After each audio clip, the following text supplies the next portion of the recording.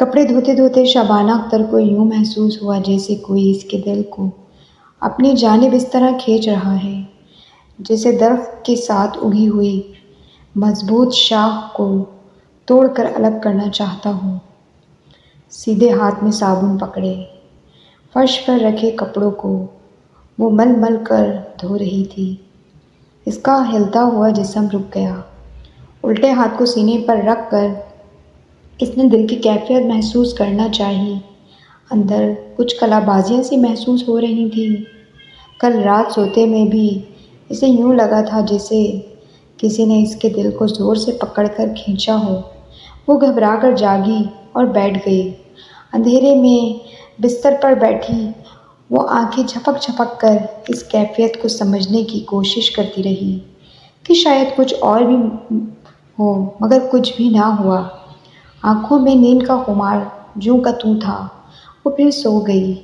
معمول کے مطابق صبح اٹھی اور گھر کا سارا کام وہ خود کرتی تھی۔ کچن اس نے کبھی کسی کے حوالے نہیں کیا تھا۔ شوہر کو ناشتہ دیا۔ اسے آج گجرانوالہ اپنے دکانوں کا کرایہ وصول کرنے جانا تھا۔ وہ چلا گیا۔ چھوٹی بیٹی بھی ناشتہ کر کر اپنے کلینک میں چلی گئی۔ گھر کے ایک چھوٹے سے کمرے کا دروازہ گلی میں کھول کے والدین نے اسے ایک ہومیوپیتھک کلینک کھول دیا تھا۔ پہلے اسے باقاعدہ 3 سالہ کورس بھی کروایا۔ اس سے بڑی 3 بہنیں بیادی تھیں اور اکلوتا بیٹا لاٹری کے ذریعے کینیڈا چلا گیا تھا۔ چھوٹی بیٹی طلعت کا قد اتنا چھوٹا تھا کہ لہیم شہیم شوہر نے پہلے ہفتے ہی اسے ہمیشہ کے لیے گھر بھیج دیا تھا۔ یہ دکھ شبانہ کے کلیجے کو لگ گیا تھا۔ اگرچہ باپ نے ہمت بندھا کے ایک اچھے کام پر لگا دیا تھا جہاں وہ غریبوں کا علاج مفت کرتی تھی۔ جب دل کا کھچاؤ اور گھبراہٹ بڑھتی رہ گئی تو شبانہ کپڑے چھوڑ کر ننگے پیر ننگے سر باہر آ گئی۔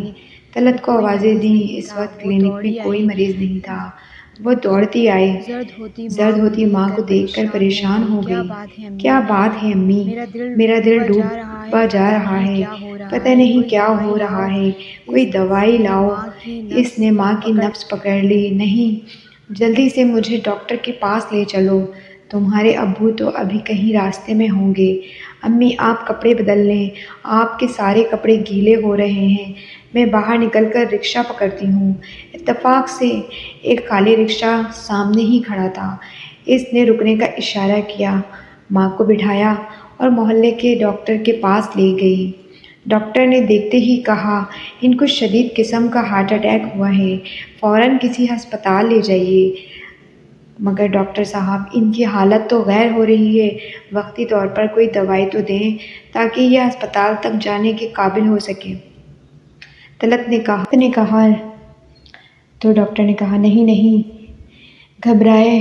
ڈاکٹر نے گھبرائے ہوئے لہجے میں کہا وقت ضائع نہ کریں، فوراً جائیں، جلدی لے جائیں۔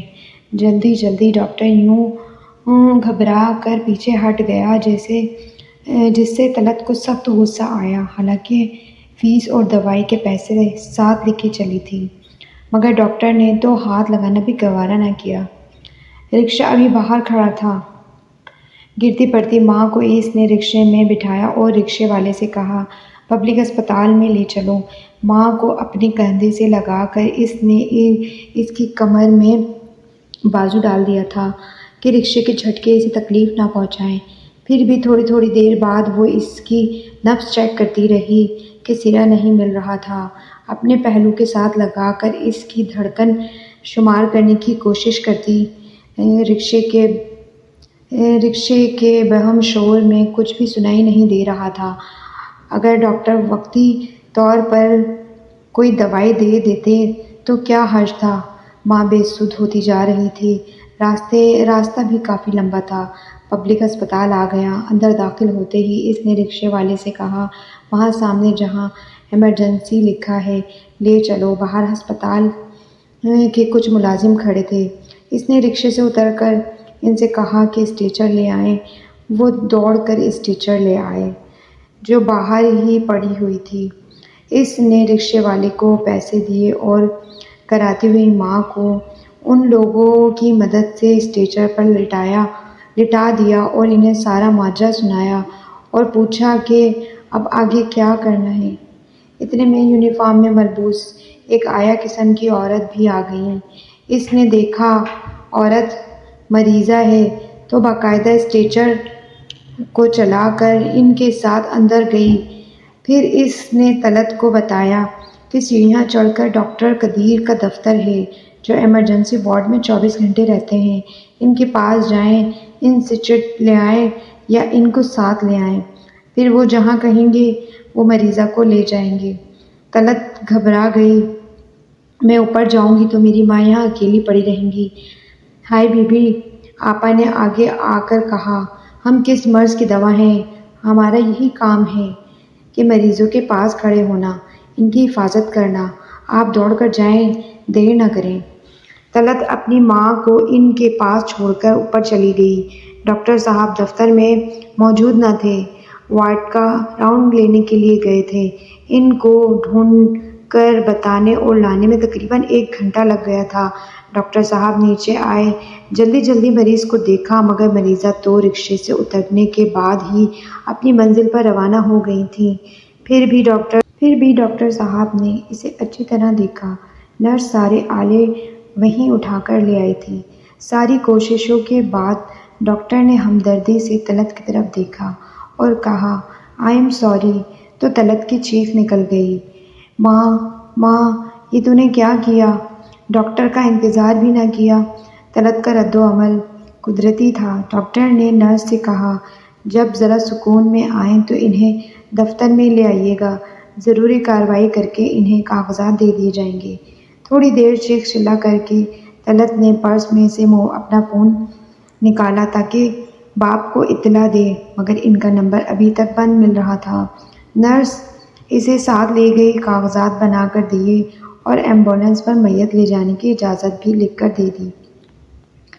روتی ہوئی طلعت ماں کی لاش کے پاس آ گئی۔ اس وقت ہسپتال کا ایک ملازم خود اسٹریچر کے پاس آ گیا۔ طلعت نے پوچھا، ایمبولینس کہاں سے ملے گی؟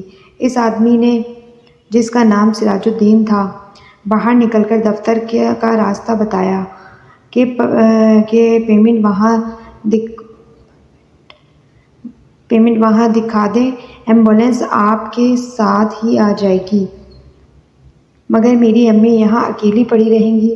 اس نے روتے ہوئے کہا، ہائے بی بی جی، ہم کس مرض کی دوا ہیں؟ آیا نے پھر سے وہی انداز میں کہا، ہم یہاں آپ کی خدمت کے لیے کھڑے ہیں۔ جی آپ جائیں، جلدی جلدی جانے کا بندوبست کیجیے۔ جب وہ ایمبولینس کے دفتر کی طرف جا رہی تھی، اس کے والد کا فون آ گیا۔ وہ ابھی گجرانوالہ پہنچے ہی تھے۔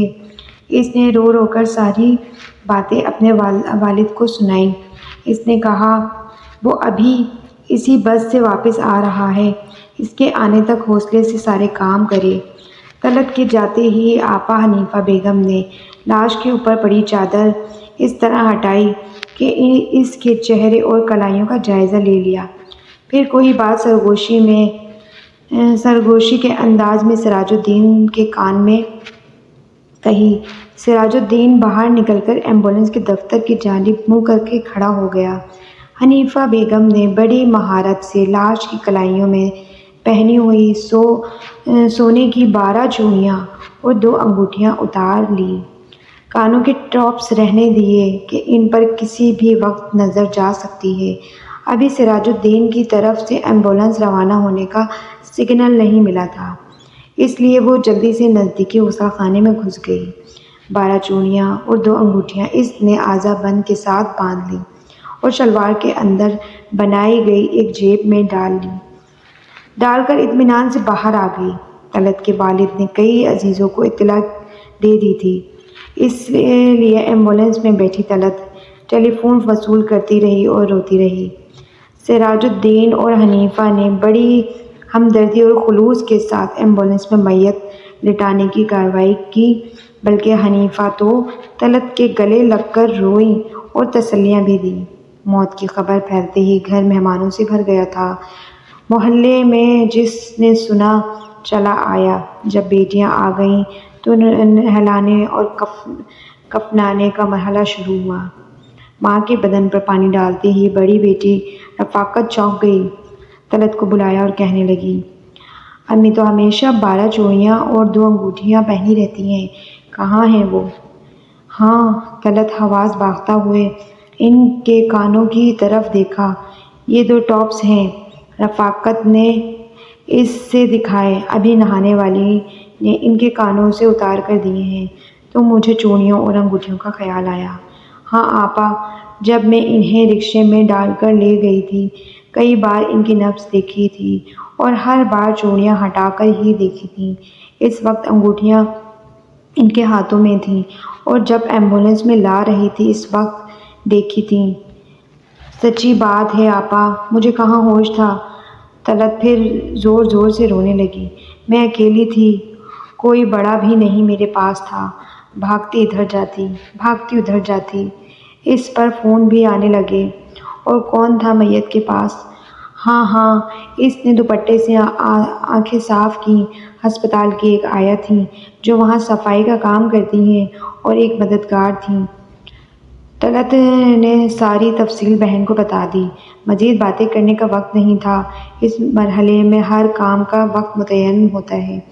مگر یہ ذرا سی تشویش بھری خسر پسر سارے گھر میں پھیل گئی۔ ہائے ہائے، ہسپتال میں کسی نے میت کی چوڑیاں اتار لیں! توبہ توبہ، استغفار! سویم کے بعد دونوں بہنیں رفاقت اور طلعت ہسپتال چلی گئیں۔ اسی طرح رکشے میں بیٹھ کر سامنے 2-3 ملازم کھڑے تھے۔ طلعت بہن کو لے کر اس طرف بڑھی، سب کو غور سے دیکھا۔ اس میں سراج الدین کو پہچان گئی۔ آپ کو معلوم ہے پرسوں میں اپنی امی جان کو لے کر آئی تھی، اور وہ یہاں آتے ہی فوت ہو گئی تھیں۔ بی بی جی، یہاں روزانہ سینکڑوں مریض آتے ہیں، کچھ فوت بھی ہو جاتے ہیں، ہم کس کس کو یاد رکھیں؟ بھائی، تمہارے ساتھ ایک عورت بھی کھڑی تھی یہاں، تم دونوں نے میری بڑی مدد کی تھی۔ بی بی، ہمارا کام خدمت کرنا ہے، جو بھی آتا ہے ہم اس کی بڑھ کر خدمت کرتے ہیں۔ بات کیا ہے بی بی؟ ایک نئی خدمتگار نے بڑھ کر پوچھا۔ ہماری امی کی کلائیوں سے کسی نے سونے کی 12 چوڑیاں اور 2 انگوٹھیاں اتار لی تھیں۔ توبہ توبہ، اللہ معاف کرے! بی بی جی، آپ کیا کہہ رہی ہیں؟ اگر ہسپتالوں میں ایسی حرکتیں ہونے لگیں تو خدا کا قہر نہ نازل ہو جائے۔ مگر وہ عورت کہاں ہے؟ کون سی عورت ہے بی بی جی؟ یہ ارد گرد ساری خدمتگار عورتیں پھر رہی ہیں، آگے بڑھ کر خود ہی پہچان لیں۔ پوچھنا، پھر قصہ دہرانا، پھر ایک جیسے رد و عمل کا اظہار ہونا۔ ہائے وے کے سوا کچھ نہ ملا۔ دونوں بہنیں ملال لیے گھر آ گئیں۔ حنیفہ بیگم نے گھر جاتے ہی 1 ہفتے کی عرضی بھیج دی تھی کہ میری بیٹی شدید بیمار ہے اور میں گاؤں جا رہی ہوں۔ یہ عرضی لے جانے والا سراج الدین تھا۔ حنیفہ گاؤں چلی گئی۔ اس کا داماد مقصود علی کسی سرکاری دفتر میں چپراسی تھا۔ اس کی شادی کو 3 سال ہو گئے تھے۔ اس نے جہیز میں موٹر سائیکل مانگی تھی۔ شادی کے وقت حنیفہ موٹر سائیکل نہیں دے سکی تھی، مگر اس نے وعدہ کر لیا تھا کہ 1 سال کے بعد لے دے گی۔ اب ان کا ایک بچہ بھی ہو گیا تھا، اس لیے اس کے داماد نے صاف کہہ دیا تھا اگر موٹر سائیکل نہیں لے کر دی تو اپنی بیٹی کو بچے سمیت لے جاؤ۔ گاؤں جا کر حنیفہ نے اپنے داماد کو بلایا اور چوڑیاں اس کے سامنے رکھ دیں۔ بولی، بیٹا، یہی میرا جینا مرنا ہے، ساری زندگی کی کمائی ہے جو میں نے بچا کر رکھی تھی، مگر یہ اپنی بیٹی اور اپنے داماد کی خوشیوں سے زیادہ قیمتی نہیں ہے۔ بیٹا، تم یہ چوڑیاں بیچ کر موٹر سائیکل لے لو، مجھے کوئی اعتراض نہیں ہوگا۔ اماں، تو کتنی چالاک ہے، تو نے شادی پر یہ چوڑیاں مجھے کیوں نہیں دی؟ اسی دن کے لیے رکھ چھوڑی تھیں، اب بھی تجھے نہیں اپنے داماد کو دے رہی ہوں۔ اس نے بیٹی کے ہاتھ سے چوڑیاں چھین لیں جو بار بار پہن کر دیکھ رہی تھی، اور داماد کی گود میں رکھ دیں۔ حنیفہ کے جانے کے بعد بیٹی اور داماد سوچ میں پڑ گئے۔ داماد تو سونے کی تازہ قیمت بھی پوچھ آیا تھا۔ چنانچہ طے ہوا کہ صرف 4 چوڑیاں بیچ کر موٹر سائیکل خرید لی جائے گی، اور باقی چوڑیاں کسی کڑے وقت کے لیے سنبھال کر رکھ دی جائیں گی۔ جس دن مقصود علی نئی موٹر سائیکل خرید کر لایا تو بیوی نے منتیں کر کر باقی کی 8 چوڑیاں کلائی میں کچھ روز پہننے کی اجازت مانگ لی۔ کچھ دن بعد حنیفہ واپس ہسپتال اپنی ڈیوٹی پر آ گئی۔ فرصت ملتے ہی سراج الدین اور حنیفہ ایک درخت کے سائے میں آ کر بیٹھ گئے۔ کوئی آیا تھا؟ حنیفہ سے سرگوشی میں پوچھا۔ ہاں، ہی دن 2 بیٹیاں آ گئی تھیں، تیرا پوچھ رہی تھیں۔ پھر انہوں نے بڑا شور مچایا، ایک ایک سے پوچھا، ڈاکٹر صاحب کے کمرے میں بھی گئیں۔ پھر کیا ہونا تھا؟ میں تو صاف مکر گیا، میں نے کبھی انہیں نہیں دیکھا۔ میرا پوچھا تھا انہوں نے؟ ہاں، جس کے ساتھ تو گلے لگ کر رو رہی تھی، اس نے بار بار پوچھا تھا۔ تو نے کیا کہا؟ میں نے کہا، آپ کے ارد گرد اتنی مائیں گھوم رہی ہیں، پوچھ لو۔ مجھے کیا پتا اس دن کون آیا اور کون گیا اور کون میرے ساتھ تھا۔ سراج اور حنیفہ قہقہے لگا کر ہنسنے لگے۔ اچھا اب مستی مت کر، نکال میرا حصہ۔ سراج، سچ بات بتاؤں؟